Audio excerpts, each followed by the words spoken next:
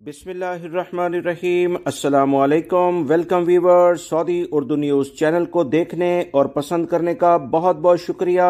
अगर आप मेरे चैनल पर नए व्यूवर हैं तो प्लीज़ मेरा चैनल जल्दी से सब्सक्राइब करें। बेल बटन में ऑल के ऑप्शन को लाजमी सेलेक्ट कीजिएगा ताकि तमाम वीडियोस बर वक्त आपको मिलती रहें।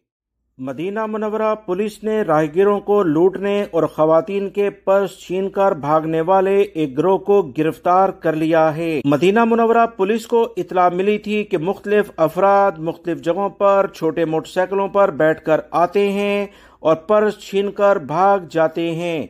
अक्सर ये गलियों में गायब हो जाते हैं। खास तौर पर खवातीन इनका टारगेट होते हैं।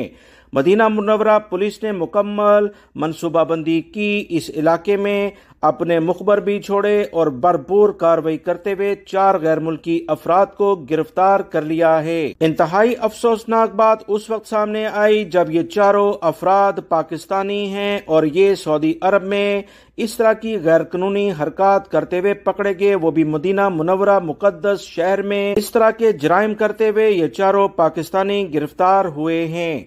सऊदी अरब की पुलिस ने कहा कि इस गिरोह के बारे में मुतअद्दिद हमें शिकायत मौसूल हुई थीं। पुलिस ने इन्हें गिरफ्तार करके मुतल्लिका इदारे के हवाले कर दिया है ताकि इनसे मजीद कुछ इंकशाफात किए जा सकें। जो भी छीना सामान था, पर्स थे, इन्होंने तमाम वो पुलिस के हवाले कर दिए हैं। पुलिस ने इनका केस मजीद कार्रवाई के लिए सऊदी पब्लिक प्रोसिक्यूशन के हवाले कर दिया है।